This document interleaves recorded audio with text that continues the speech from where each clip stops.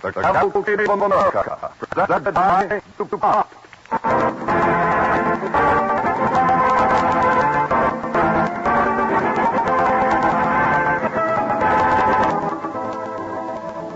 Leading DuPont Cavalcade presents the story of the first American citizen, Benjamin Franklin. Our program is appropriately timed for this week marks the dedication in Philadelphia of a national shrine to the memory of Benjamin Franklin. Tomorrow, the Franklin Institute, a new heroic statue of Franklin, will be unveiled as a sitting memorial to perpetuate the spiritual presence of Rick Foster and a strong scientific artist. As special guest at the close of our program, we have Mr. DuPont, one of the board managers of the Franklin Institute, and will review some of the contributions Franklin has made since Franklin's day.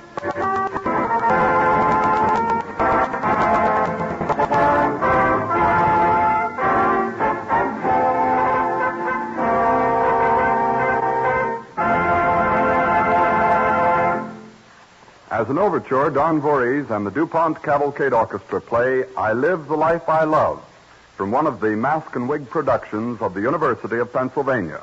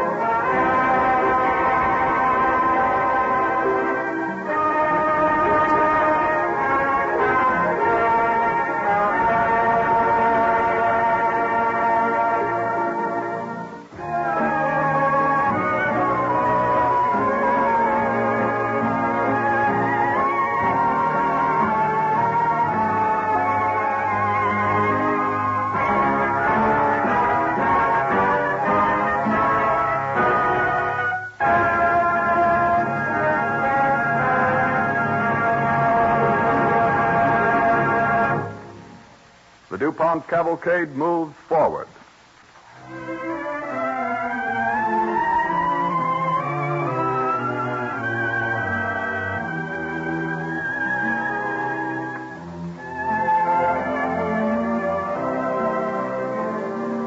"70 years before the American Revolution, Benjamin, youngest son of Josiah and Eliah Franklin, was born January 17, 1706, on Milk Street, in one of the largest towns of the colonies, Boston, Massachusetts, whose population then was about 10,000. 16 years later, in the printing press of his elder brother James, under mysterious circumstances, he began the literary career that was to last over 60 years. It is early in the morning. Benjamin is starting the day's work as Collins, another apprentice, discovers a folded paper shoved under the door. Look here, Ben. Another letter from Mistress Silence Dogood. Leave it on the ground for my brother to find. I wonder what the old dame's writ this time. The whole towns are talking about her pieces in the paper.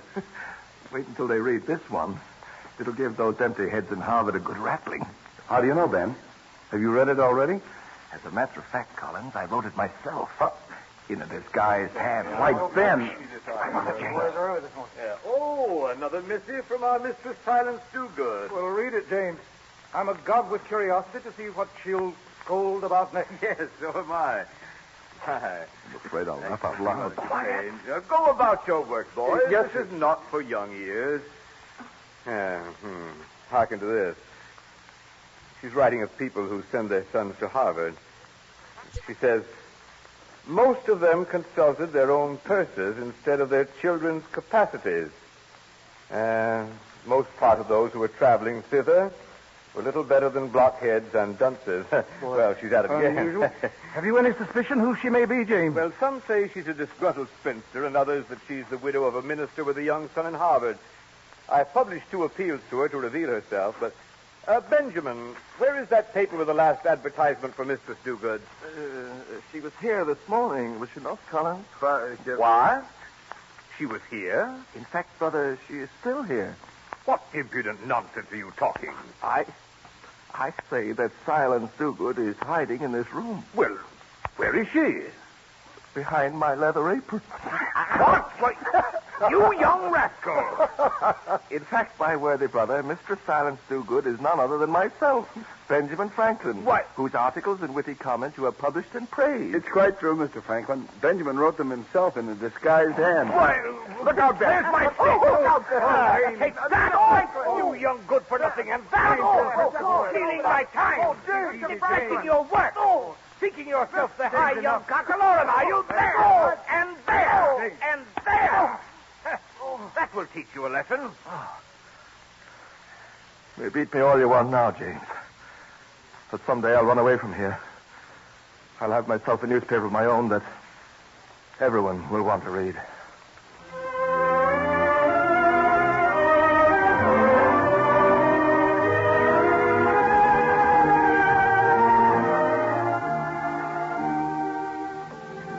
Not long afterwards, Benjamin Franklin did run away to Philadelphia, and before long he was publishing his own newspaper and the famous Poor Richard's Almanac. We find him now at 26, the most widely read and quoted writer in the colonies. He has his own printing shop and is married. With his busybody commentary on current events, he has become the first columnist in America.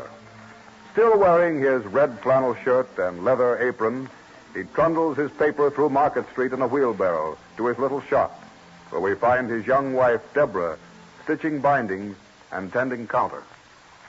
Open the door for me, Debbie.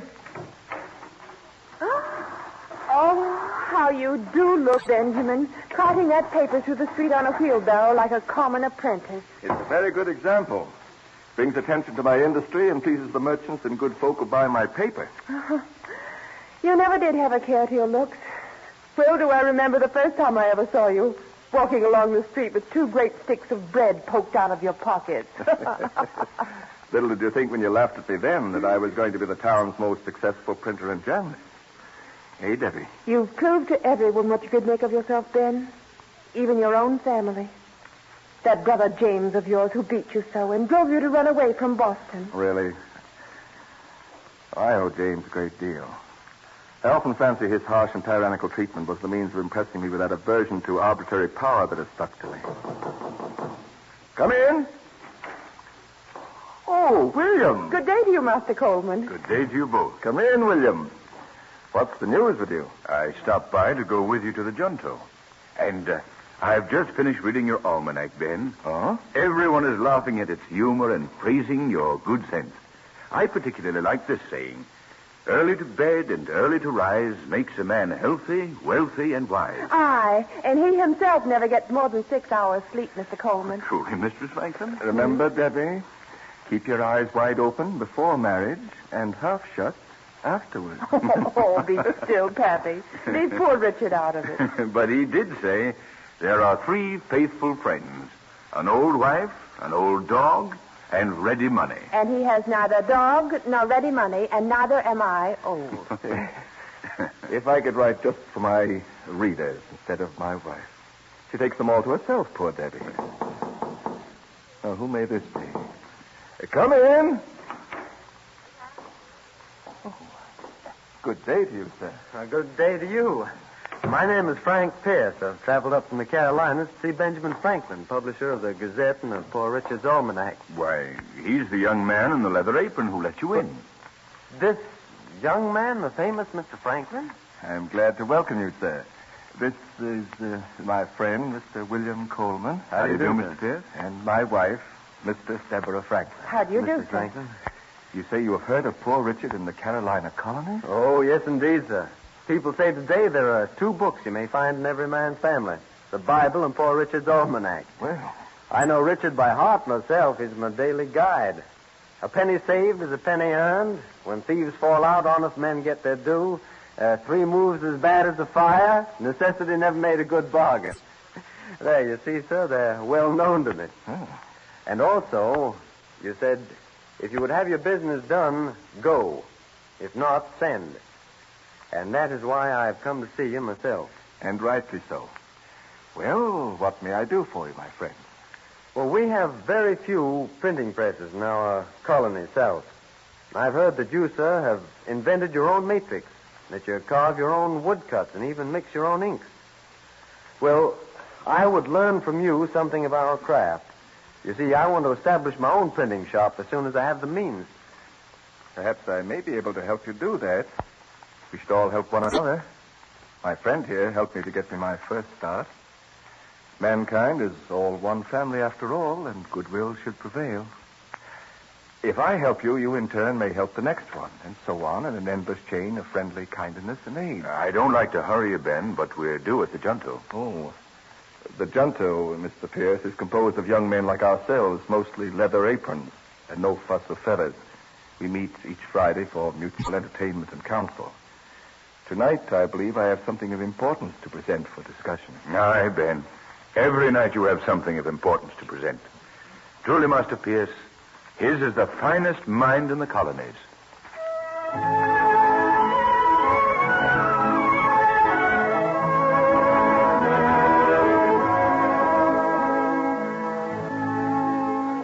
At one of the junto meetings, the first public library in America was born from the fertile mind of Benjamin Franklin.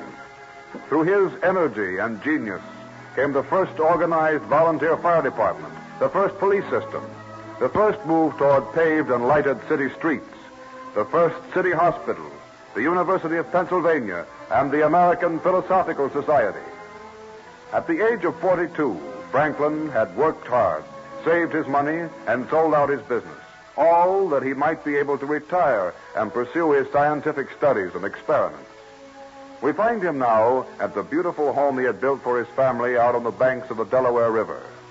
After 7 years of happy retirement with his children and Deborah, he is absorbed in his new experiment with electricity in the air. For pity's sakes, Pappy, what's that noise? My bells, Debbie, my bells. A thunderstorm is brewing. I have wires strung from my lightning rod to give the warning. And it came. More silly things with your experiments. Mr. Leach said at the meeting the other day that your lightning rod was a tinkering with Providence. And I'll never forget how you made us all ridiculous, running around the cow pasture with William after a kite. A man of your age and dignity. Ah, Debbie, if you only knew what my little kite proved that day. Didn't the King of France send me a personal letter commending those first experiments? I should think you'd tire of sticking around the house, tinkering with wires and whatnot, when you could be at the very top of your trade. These last 7 years have been the most successful and productive years of my entire life. And the happiest, I might say, too. You see? Here comes my storm. I've answered, Debbie. Good evening to you, Mr. Franklin. Good evening. And to you, Mrs. Franklin. Good evening, Mr. Curtis. Yes. Seems to be gathering for rain. Did you bring the storm with you, Mr. Curtis, or did the storm bring you? I'm afraid there is more than one storm brewing tonight, my friend. And one that is not of the elements. I've only just come from the Assembly. They have named 2 commissioners to leave at once for England to present their grievance against the Penn family taxation to the king. They still claim exemption through the old Indian treaty. But there's a later one, I'm certain. Mr. Franklin, the Assembly feels that you know more about this matter than anyone. And also, you're acquainted in England from your early days. Your position as Postmaster General gives you authority to represent us over there. And tonight, you have been appointed commissioner with Mr. Isaac Norris, Speaker of the Assembly. Oh. Let Norris go. I have my scientific work here laid out for years to come, and I have retired. A man cannot retire from the service of his country when his aid is needed. We ask you not to decline this appointment. It's a crucial time, Mr. Franklin. Listen to my lightning bells, Curtis. You know, I proved positively when I took down my lightning rod that several inches had been burned at the top. Yet our house was never harmed during the last storm. Every house should have one. The Speaker Norris has said that he cannot go. You'll be gone only a short time. You're not going to England, Pappy, surely. I must, Debbie. They will make me the lightning rod to divert the Penn family argument. Oh, dear. It's all right. We're perfectly safe. Oh, I love a good storm. But I don't want you to go without me, Pappy, and you know I'm afraid of the sea. I shall only be gone a few months, my dear. Only a few months.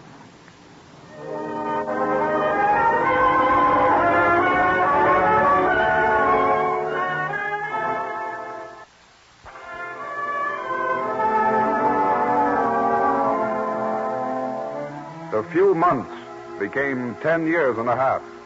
Except for one brief visit home, Benjamin Franklin remained in England as the principal representative of the American colonies during the crucial period before the Revolutionary War. He helped bring about the repeal of the Stamp Act, and he sought a peaceful solution to the increasing bad feeling between the colonies and the mother country. He returned in 1775, believing his mission a failure. His beloved wife had died the previous winter, but he is tenderly greeted by his daughter Sally, who is living in his old home on the Delaware with her family. We never disturbed anything here or in your library, Father. Mother wouldn't let us. She was always expecting you back. And I was always expecting to come back to her, my child. Sit here, dear. Ah, the same old chair. Yes. How it fits me. Oh, Father. I am always accompanied now, Sally, by my faithful gout. It never deserts me. Tell me of your voyage home, dear. Was it very rough this time? Terrible. I shall never cross the ocean again. But I made some amazing observations, Sally. There is a warm stream of water I have discovered, almost a great sweeping river that flows directly to the Atlantic Ocean and causes the mild climate of England. But, Daddy, how did you ever find that out? I devised my own method of sounding with a thermometer at varying depths. I call it the Gulf Stream. Wonderful. And tell me about visiting Europe. They say you were feted and acclaimed everywhere. And you met kings and queens and statesmen and scientists. Oh, I was so proud of you, Daddy. Were you? Mm-hmm. I'm glad.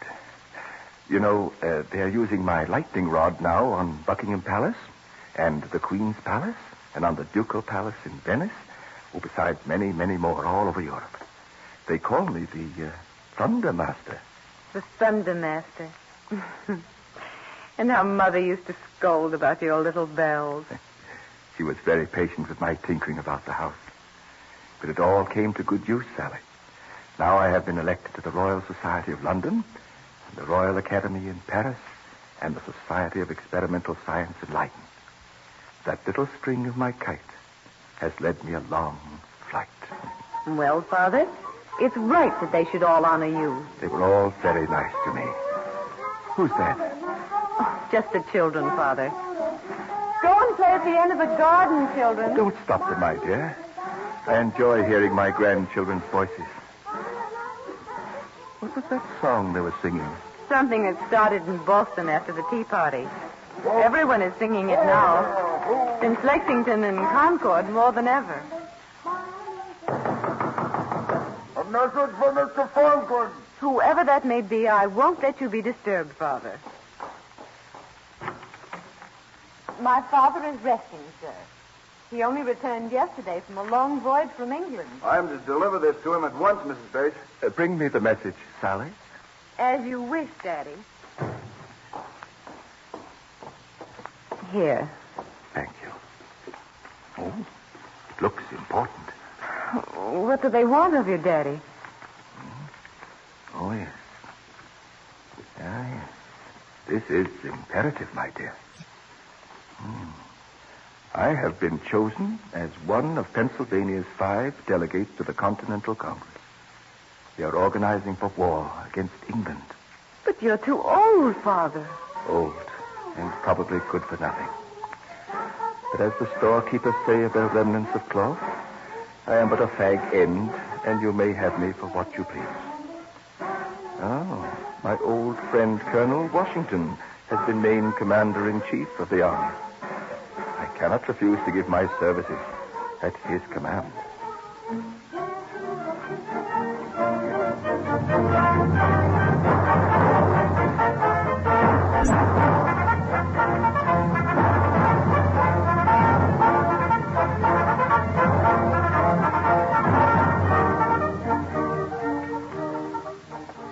One year later, in September 1776, with the American cause facing defeat for lack of funds and supplies, the Continental Congress unanimously elected John Franklin as Special Commissioner to France, whose alliance he was instrumental in securing. It was 9 years before he set foot on his native shore again. On September 14th, 1785, he arrives home on the London packet. Beloved and renowned, he has been named the first American citizen. Cheering crowds swarmed the same old Market Street in Philadelphia where he had arrived 60 years before as a runaway apprentice. The committee of welcome is waiting for Dr. Franklin in the ship's cabin.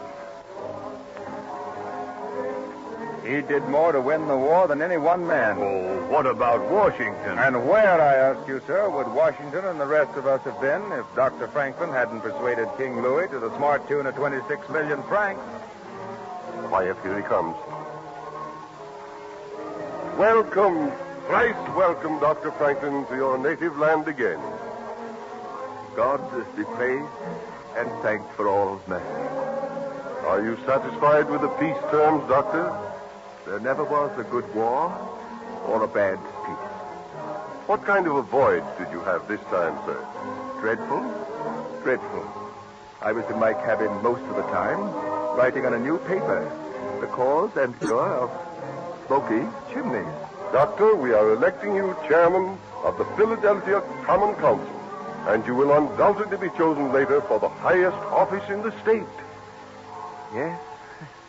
Yes, they have eaten my flesh, and it seems they are resolved to pick my bones.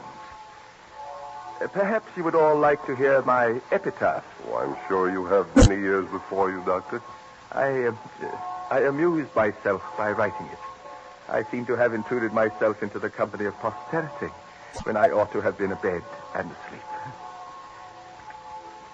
The body of Benjamin Franklin, printer, like the cover of an old book, its contents torn out and stripped of its lettering and gilding, lies here, food for worms. Yet the work itself shall not be lost, for it will, as he believes, appear once more in a new and more beautiful edition, corrected and amended by the author.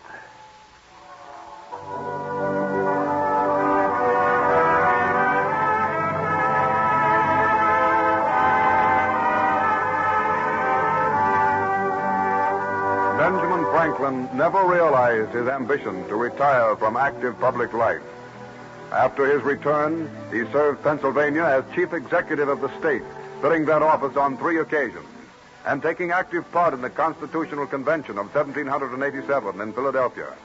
Until his death on April 17, 1790, at the age of 84, he never ceased his scientific labors, writing incessantly on his pamphlets and books for the improvement and betterment of mankind. No American ever led a more useful and productive life than Benjamin Franklin, first citizen in the Cavalcade of America.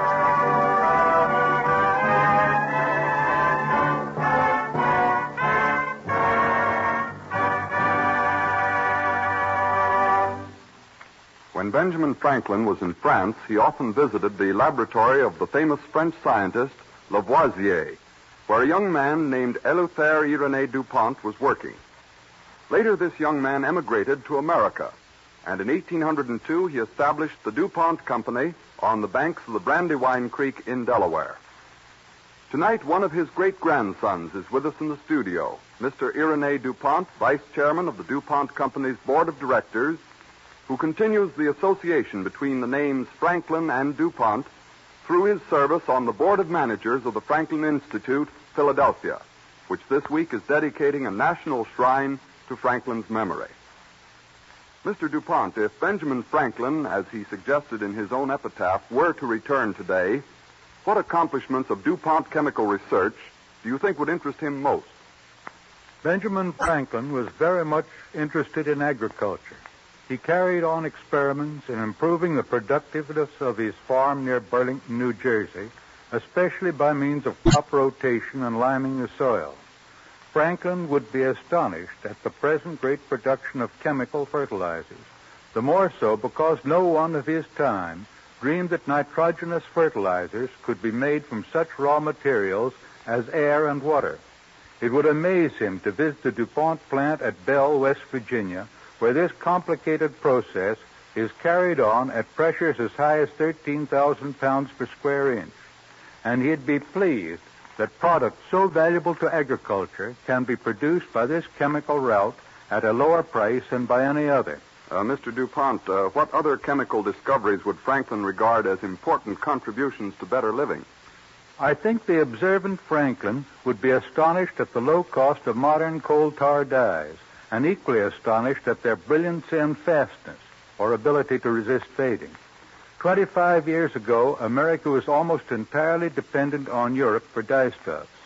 Now the DuPont Company and other American manufacturers produce dyes equal to any others produced elsewhere.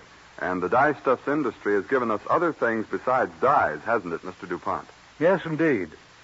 Chemists found that the same processes or raw materials used in making dyes would also yield an endless variety of so-called organic chemicals. One of the most widely used of these is tetraethyl lead, the compound that takes the knockout of gasoline. Other organic chemicals supplied by the DuPont Company to rubber companies help make our present-day automobile tires last 3 or 4 times as long as the tires of a few years ago. This calls to mind the new man-made material, neoprene, a compound very like rubber, but in certain ways eminently superior to rubber.